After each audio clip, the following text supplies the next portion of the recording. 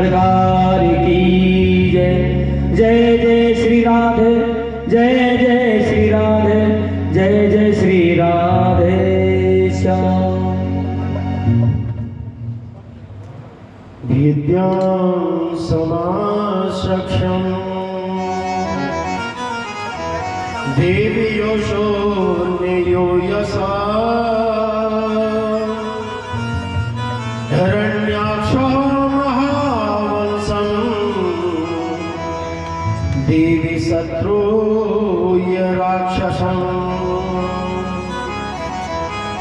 आपको कल की कथा में आपको बताया था कि कश्यप की पत्नी थी अदिति। अदिति ने सायंकाल के समय काम वासना जागृत की और पुत्र की कामना की, तो उनके दो पुत्र हुए, हिरण्यकश्यप और हिरण्याक्ष। हिरण्याक्ष ज्यादा दंड होने के कारण भगवान ने 12 का रूप धारण किया और हिरण्याक्ष का वध कर दिया। ये आपको कल की कथा में यहाँ तक सुनाया था। आज की कथा यहाँ से फिर से प्रारंभ करते हैं। तो देखिए, विदुर जी ने पूछा था कि भगवान ने हिरण्याक्ष का वध क्यों किया, इसका मूल कारण क्या था। वो मैंने तुमसे कहा, उसने वैदिक विरुद्ध आचरण किया, जो वेद के अनुसार आचरण थे उसके विरुद्ध आचरण किया। इसके लिए ऐसा किया भगवान ने। तो देखिए, जिनसे अपनी इंद्रियों का दमन कर लिया हो, जो अपनी इंद्रियों का दमन कर लेता है, इंद्रियों को जीत लेता है, इंद्रियों को बांध लेता है, उसे कहते हैं कर्दम। कर्दम कहते हैं जो जितेंद्रियों को जीत लेता है, अपनी शरीर की सारी वासनाओं को एक जगह एकत्रित कर लेता है, उसे जितेंद्रिय कहते हैं। तो कर्दम ने अपने पिता ब्रह्मा से कहा कि पिताजी, मैं विवाह नहीं करूंगा, मुझे भजन करना है, घर में नहीं रहना। ये कहकर वो सीधे ही वन को चले गए। ब्रह्मा जी ने कहा, बेटा, कभी कभी हम वैराग्य की बातें बहुत बड़ी करते हैं, लेकिन वैराग्य के मार्ग पर चलना बहुत बड़ी बात है, क्योंकि इसमें बहुत कठिनाइयां आती हैं। इसलिए संत का चरित्र और संत का जीवन ज्यादा सफल उसी का है जो सबसे पहले ग्रस्त में रह चुका हो, ग्रस्त जीवन जिसने भोग लिया हो। क्योंकि शास्त्र कहते हैं पहले ब्रह्मचर्य का पालन करो, फिर ग्रस्त जीवन पाओ, उसके बाद साधु जीवन व्यतीत करो। लेकिन अगर परमात्मा की कृपा विशेष ही हो जाए, जिस पर परमात्मा की बहुत बड़ी विशेष कृपा हो जाए, वो बचपन से ही ब्रह्मचारी होते हैं। कर्दम जी सीधे ही वन में चले गए और वहां जाकर कर्दम जी ने बहुत तपस्या की। तपस्या करते करते जब वो बूढ़े होने लगे, वृद्ध होने चले, तो कर्दम जी के मन में एक विचार आया कि दुनिया के लोग विवाह करते हैं, अपनी पत्नी के साथ विहार करते हैं, यहां तक और मैं हूं जो एक नितांत जंगल में पड़ा हूं, तो विवाह तो मुझे करना चाहिए। तो कर्दम जी के मन में विचार आया, किसी परम सुंदरी से मैं विवाह कर लूं। तो कर्दम जी ने मन में संकल्प कर लिया और भगवान मुस्कुराए कि कर्दम जी ने संकल्प लेकर पहले तो तपस्या की थी कि मैं तो भगवान का भजन करूंगा, और अब संकल्प ले रहे हैं कि मैं परम सुंदर नारी से विवाह करूंगा। प्रभु ने सोचा, कोई तपस्या करता है मुक्ति पाने को, कोई तपस्या करता है भक्ति पाने को, कोई तपस्या करता है भगवान की प्राप्ति को, लेकिन इन बूढ़े महाराज को तो देखो, इनने तपस्या की तो मेरा विवाह हो जाए। ये मन की गति है ना, ये विचित्र गति है। मन को जीतना हर किसी के बस की बात नहीं है। विश्वामित्र ने 60,000 वर्षों तक तपस्या की, लेकिन एक मेनका नाम की अप्सरा ऐसी आई कि अप्सरा मेनका ने अपने पैरों की जैसी ही पायल बजाई, विश्वामित्र की तपस्या पूर्ण हो गई। इसलिए गोविंद से नियमित ये प्रार्थना करो कि हे प्रभु मेरे विचार अच्छे हो। प्रातः काल उठ करके सर्वप्रथम मंगलमय प्रार्थना यही करो कि हे प्रभु हमारा जीवन आनंदमय रहे। कर्दम जी ने 10,000 वर्षों तक तपस्या की और संकल्प क्या था कि सुंदर नारी से मेरा विवाह है। लेकिन जिसने अपने सर्वस्व प्रभु के लिए अर्पण कर दिया हो, जिसने सारा जीवन गोविंद को अर्पण कर दिया हो, उसके मन में कभी सांसारिक भावनाएं आ सकती हैं क्या? और अगर कोई भी आ भी जाती है तो गोविंद उसको पूरी जरूर करते हैं। प्रभु ने चतुर्भुज रूप धारण करके सामने प्रकट हुए कर दर्शन करके प्रभु चरणों में साष्टांग प्रणाम किया। भगवान बोले, बाबा आप विवाह करना चाहते हो? अब देखो कोई सामने बड़ा आके बात करे तो शर्म तो लगे ही है। तो बाबा को शर्म आई थोड़ी सी। अब भगवान से कहा, हमने शादी के लिए तपस्या नहीं की। तो पुराने जमाने में एक नियम भी था कि हम जैसे हमारे बाबा परबाबा हुए उस समय का ये नियम भी था कि जब माता पिता किसी शादी की बात करते थे ना, तो बच्चे माँ बहन ये शादी की बातें सुनकर वहां से खड़े होकर अंदर चले जाते थे। पहले के बच्चों में ये सिद्धांत था, शर्म आती थी। तो भगवान से कहें कि तुमने तपस्या की शादी के लिए और अब तुम मेरे सामने शर्म कर रहे हो। प्रभु ने सोचा ऐसा तो नहीं कि मूड हिलावे, मन मन भावे और मूड हिलावे, कि मन में तो शादी की और फिर मना कर रहा है। तो भगवान मुस्कुरा कर बोले, चलो ठीक है, तुम्हें शादी नहीं करनी तो मत करो, मैं तो तुम्हारे विवाह की बात पक्की करके आया था। चलो तुमने मना कर दिया तो कोई बात नहीं, हम तो चलते हैं। तो एकदम कर्दम ऋषि जी बोले, महाराज भगवान आप अगर बात ही पक्की करके आए हो तो ठीक है, कर लेंगे, आपकी बात को टाल लेंगे थोड़ी। भगवान ने कहा कि स्वयंभू मनु महाराज के 3 पुत्र और 2 पुत्र हैं, आकुति, प्रसूति और देवहूति। 3 तो पुत्रियां हैं और 2 पुत्र हैं, प्रियव्रत और उत्तानपाद। उनकी बीच की पुत्री है देवहूति, के साथ कर्दम जी महाराज का विवाह हो। कर्दम जी महाराज भगवान के चरणों में गिर पड़े। भगवान मैं झूठ नहीं बोलूंगा, मुझसे बहुत बड़ा अपराध हो गया भगवान।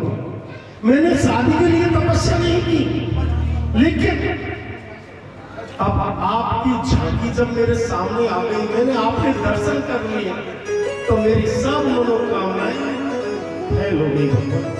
अब मुझे शादी वादी करने की इच्छा नहीं है। लेकिन जब भगवान ने कह दिया कि मैं तुम्हारी बात पक्की करने के करके आया हूं, एक बात और है, जिसको भगवान का साक्षात्कार हो जाता है उसकी सारी मनोकामनाएं भूल जाता है सब चीजों को, केवल एक ही चीज याद रहती है, हे प्रभु मेरा जीवन आनंद पूर्वक आपके भजनों में निकल जाए। अब तपस्या करके शादी के लिए कह तो दिया, तो भगवान ने कहा देखो बाबा अब तो तुम्हें शादी करनी पड़ेगी। तो कर्दम जी बोले कि मैं विवाह करूंगा, लेकिन प्रभु जी मेरी भी एक छोटी सी शर्त है। भगवान बोले क्या? मेरी एक शर्त ये है कि मेरे घर जो पुत्र होगा ना वो आपको ही बनकर आना पड़ेगा, तब तो मैं शादी करूं, नहीं तो ना करूं। भगवान ने कहा ठीक है, मैं आपके घर पुत्र बनकर स्वयं आऊंगा। उधर प्रभु ने स्वयं मनु को आदेश कर दिया और स्वयं मनु ने अपनी बीच की पुत्री को लेकर आए और कर्दम जी के साथ विवाह कर दिया। देखो कितना विचित्र दर्शन है इस जगह का।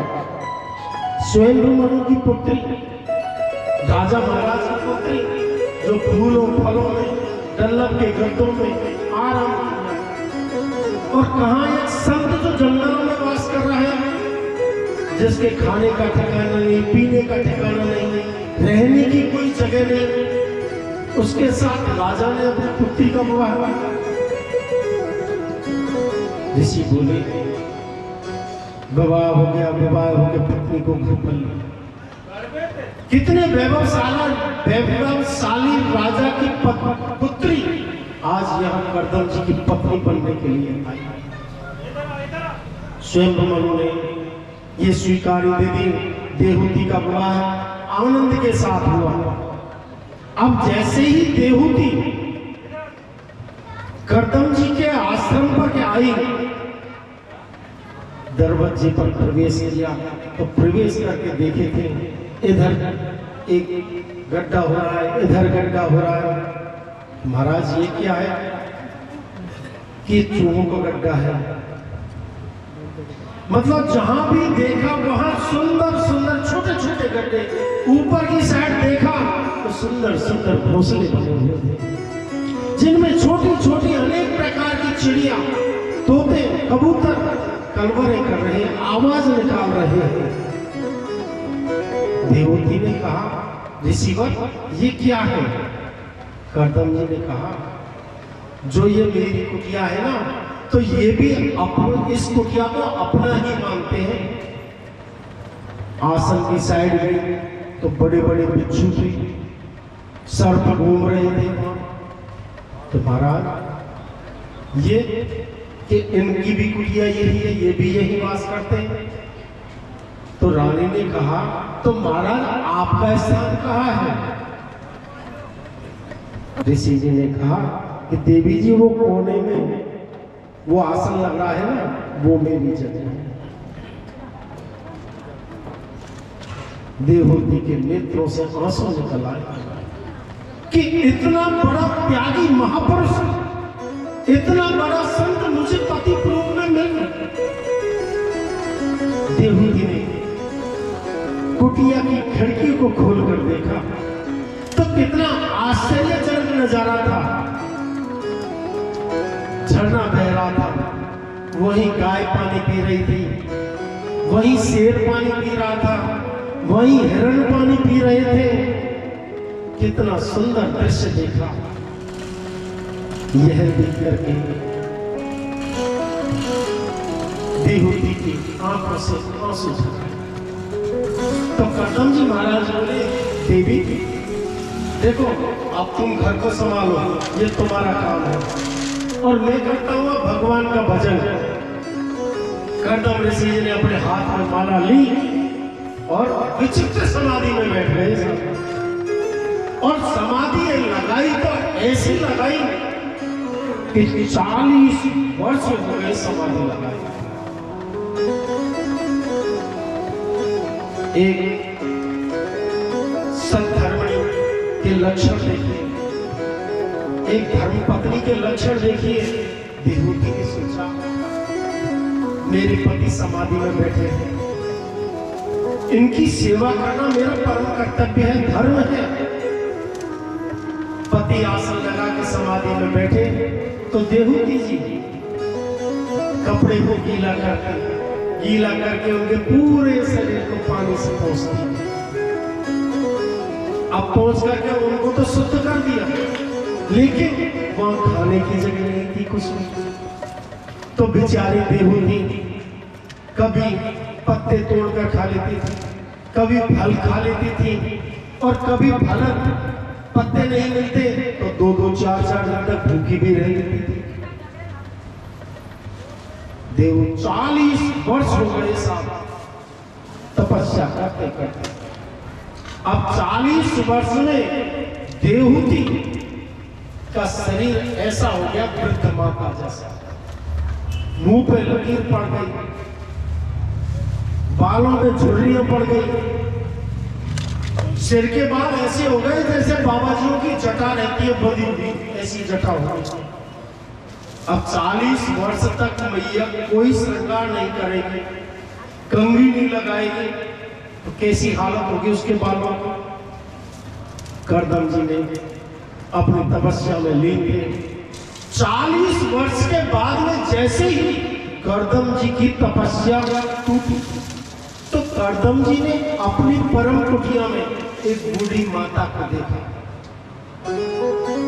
एक बूढ़ी माता को बैठी देखा और बोले, तुम्हारा परिचय क्या है, तुम कौन हो? देहूती ने सोचा, मेरे पति तो मुझसे ही मेरा परिचय पूछ रहे। देहूती जी बोली, आप याद कीजिए कि 40 वर्ष पहले एक राजा आए थे और अपनी बेटी का विवाह आपसे करके गए थे। करदम जी ने कहा, हाँ थोड़ा थोड़ा याद तो आता है। वो आप ही हो क्या जिससे मेरी शादी हुई थी? अरे एक में हाँ, मैं आपकी धर्म पत्नी हूँ। ऋषि करदम बड़े प्रसन्न हुए कि 40 वर्ष का समय बीत गया। देवी जी, तुम 40 वर्ष तक कहाँ रही? तुमने क्या खाया? तुमने भोजन किया कि नहीं किया? देवी बोली, प्रिय, मैं कभी पत्ते खा लेती थी, कभी फल खा लेती थी, और कभी कभी 2-2 4-4 दिन भूख भी रह लेती थी।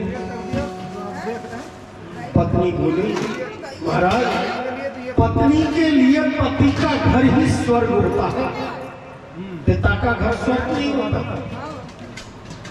महात्मा करदम का हृदय विलीन हो गया, आंखें भर आई। तुष्टो वैद्य तव मानिवादम अश्रुश्रया परमाभिभक्त्या तुष्टो निवादि कर्मस्य वृद्धो यज्ञबल्या योनियस्ता। कितनी सुंदर बात कही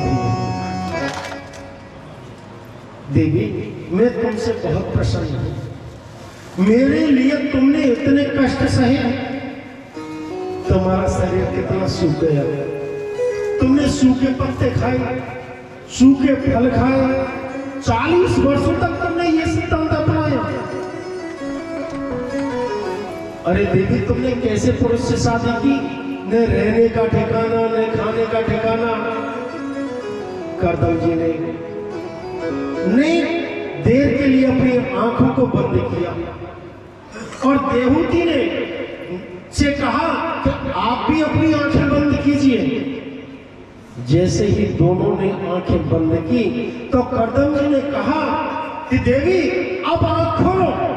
जैसे ही देहूती ने देखा एक सुंदर सरोवर, उस सरोवर के बीचों बीच 9 मंजिल का महल खड़ा हुआ। देहूती के नेत्र सजल हो गए, जिसमें सैकड़ों दास दासी, कितना वैभव, जो पिता के घर नहीं देखा उससे ज्यादा वैभव था। हजारों प्रकार के आभूषण हो गए, सैकड़ों दास दासियां हो गई। करदम ने देहूती का हाथ पकड़कर जैसे ही उस सरोवर में डुबकी लगाई तो देखिए करदम जी हो गए 18 वर्ष के और देहूती हो गई 16 वर्ष की। ये प्रभु की कृपा, करदम जी की तपस्या का फल है।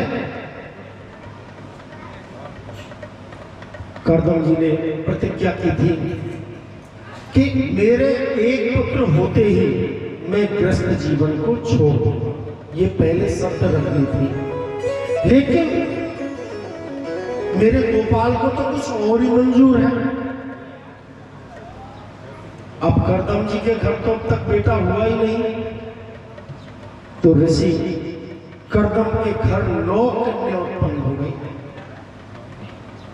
सबसे बड़ी का नाम है कला, जो मारीच नाम के स्त्री को ब्याही गई थी। दूसरी का नाम है अनुसुईया, और अनुसुईया को कौन नहीं जानता, सती अनुसुईया, जो अत्रि मुनि की पत्नी बनी।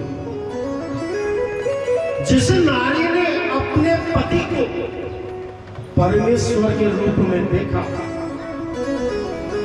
उसकी मृत्यु के बाद उस नारी के पति और पत्नी दोनों के वियोग में उसमें परमात्मा का वास हो जाता है। अगर पति को परमात्मा मानती है तो ये मैं और तुम का जो बीच का मेल है ना, ये पति पिता स्त्री धर्म का मेल नहीं है। ये सती एक धर्म है। सती होना कोई मामूली खेल भी नहीं है। सती बहुत बड़ा धर्म है। करदम ऋषि जी बहुत प्रसन्न हुए कि उनकी दूसरी पुत्री अत्रि मुनि को ब्याही। ऐसी कौन सी नारी है, ऐसा कौन सा पुरुष है जो अनुसुईया मैया का नाम नहीं जानता। वशिष्ठ जी की पत्नी अरुंधति और करदम जी ऋषि की पुत्री है, और भृगु मुनि की पत्नी है। ये 9 कन्याओं के 9 ऋषियों के साथ विवाह हुआ। और मन में करदम जी सोचने लगे कि मैंने ब्याह किया, भगवान से मांगा कि आप स्वयं पुत्र बनकर आओगे, लेकिन हे प्रभु तुमने क्या लीला रची, मेरे 9 कन्या, तुम बालक बनकर कब आओगे, मेरे घर कब खेलोगे। करदम जी मन में विचार करने लगे। मैंने सोचने और कहा कि मैं एक पुत्र होते ही वन में चला जाऊंगा। गोविंद तुमने मुझे किस चक्कर में पार दिया। अब 10वीं संतान के रूप में स्वयं नारायण कपिल देव के रूप में प्रकट हुए। कपिल के रूप में प्रकट हो गए तो ऋषि करदम के घर देखो, यद कर्मम समाकर्मो देवी कपिल ने योगी भाषण संत हस्तम महातपसी देवी योगे दर्शन। करदम जी के 10वीं संतान के रूप में जैसे ही नारायण ने प्रवेश किया, जैसे ही प्रकट किया, तो ऊपर कई देवता सब स्तुति करने लगे। अहो अहो महाभाग्यो देवी देवी जगतपते यस्य स्वयं महानारायण सिद्धिकार्य निवंचते। यहाँ भी दूसरे अवतार में कपिल मुनि के रूप में यहाँ आए और कार्य सिद्धि के लिए इन्हों का यहाँ अवतरण हुआ। अब करदम भगवान ने कपिल मुनि को प्रणाम किया, बोले प्रभु बस आपकी इस छोटी सी झांकी के देखने के लिए तो मैं तरस रहा था। मेरा हृदय रो रहा था इस झांकी को देखने के लिए। आहा, कितनी सुंदर झांकी है आपकी भगवान। और बोले, प्रभु अब मुझे आज्ञा दे, अब मैं आपका भजन करना चाहता हूँ। करदम जी दर्शन करके नारायण और सीधे ही मन को जाना। हो मुझे चरणों से लगा ले मेरे श्याम मुरली वाले, मुझे चरणों से लगा ले मेरे श्याम मुरली वाले, मुझे चरणों से लगा ले मेरे श्याम मुरली वाले। सांस सांस में तेरा, मेरी सांस सांस में तेरा, हे नाम मुरली वाले, मुझे चरणों से लगा ले नाम मुरली वाले, मुझे चरणों से लगा ले मेरे श्याम मुरली वाले।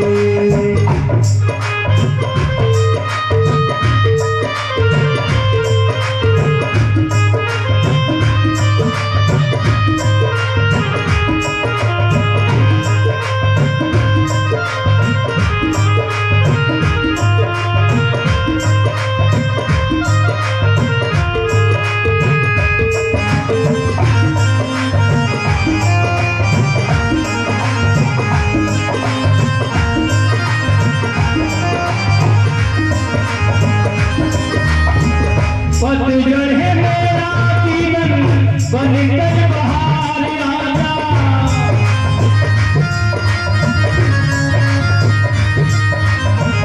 पतझड़ है मेरा जीवन बनकर बहार आजा, सुन ले पुकार कान्हा बस बेकरार आजा, सुन ले पुकार कान्हा बस बेकरार आजा, सुन ले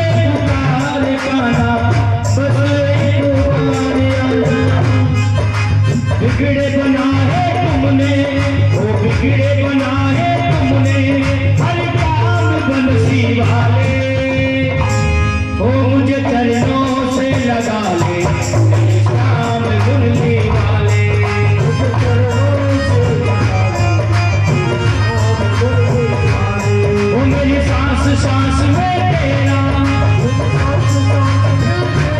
ओ मेरी सांस सांस में तेरा, हे नाम मुरली वाले, मुझे चरणों से लगा ले मेरे श्याम मुरली वाले।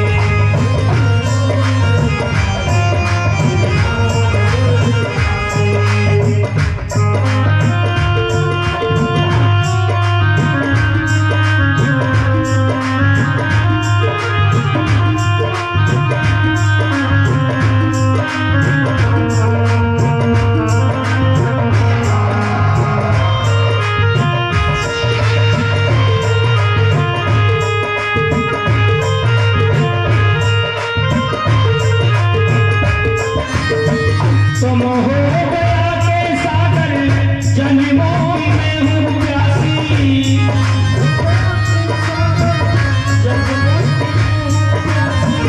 तुम हो गया के सागर जन्मों में हूँ प्यासी, दे दो मुझको जवाबी चरणों में रस जरासी, दे दो मुझको जवासी चरणों में रस जरासी, ओ दिल को तुम हो, ओ बेचैन दिल को तुम हो, तेरा नाम मुरली वाले, मुझे चरणों से लगा ले मेरे श्याम मुरली वाले, चरणों से लगा ले मेरे श्याम मुरली वाले। बिगड़े बना है तुमने, ओ बिगड़े बना है तुमने, हर काम मुरली वाले, मुझे चरणों से लगा ले मेरे श्याम मुरली वाले, मुझे चरणों से लगा ले मेरे श्याम मुरली वाले, ओ मेरे श्याम मुरली वाले, मेरे श्याम मुरली वाले, मेरे श्याम मुरली वाले। बोलिए कपिल देव भगवान की जय हो। देखिए कपिल देव जी के घर स्वयं नारायण, कपिल देव जी ने स्वयं प्रकट हुआ और कर्दम ऋषि जी सीधे ही वन में चले गए। अब देवहूति ने मन में सोचा कि मेरे घर जब स्वयं भगवान आए हैं, पता चला कर्दम के 9 पुत्रियां थी, तो जब मैया के 9 पुत्री होने के बाद में जब पुत्र हुआ तो 9 बहनों को पता लगा, तो 9 बहनें वहां आई। कपिल भगवान की बड़ी बड़ी 9 बहनें हैं, वो सारी आई। ऐसा भागवत में तो नहीं लिखा है, लेकिन ये संत ने ये दिया है थोड़ा सा लेख। भागवत में नहीं है कि कपिल देव जी का वहां प्रादुर्भाव हुआ और 9 बहनें वहां आ गई हैं, भागवत में तो नहीं है, लेकिन ये संतों का मत है यहाँ। तो आज माता ने नन्हे से कपिल देव जी को स्नान कराया है। स्नान, छोटे छोटे हाथ, छोटे छोटे पैर। देखिए भगवान कपिल को छोटे छोटे वस्त्र पहनाए और भगवान को आसीन किया। एक चौकी बिछाई, चौके पर आसन बिछाया, आसन बिछा करके कपिल देव जी को बैठाया, उनको माला पहनाई, एक छोटी सी व्यास गद्दी बना दी और उस पर कपिल देव जी को बैठा दिया। तो कपिल देव जी ने कहा, मैया तुम ये क्या कर रही हो? ये उल्टी गंगा क्यों बह रही है मैया?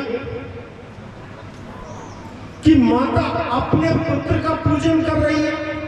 मैया ने कहा, आज तो मैं वो कर रही हूं पुत्र जो मुझे बहुत पहले करना था, आज मुझे तुम रोक नहीं सकते ऐसा करने से।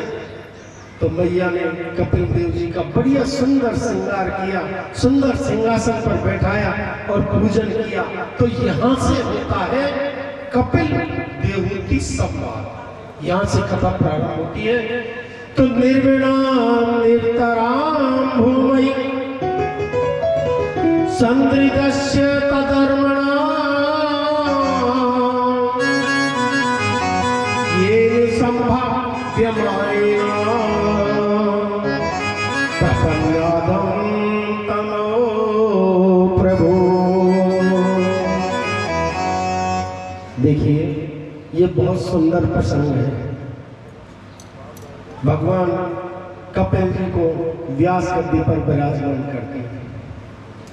कपिल की 9 बहनें सबसे आगे वृद्ध माताएं बैठी और बाकी की बहनें बैठी और कपिल भगवान से प्रश्न करती हैं।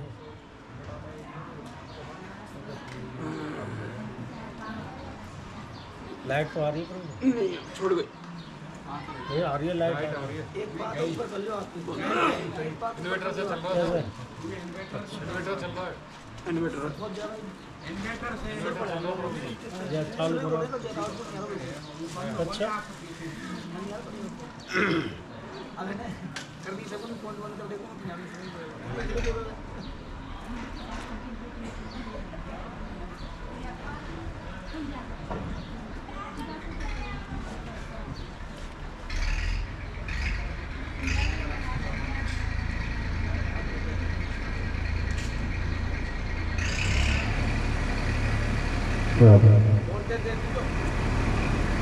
बोले वृंदावन बिहारी लाल की जय। जय श्री राधे श्याम।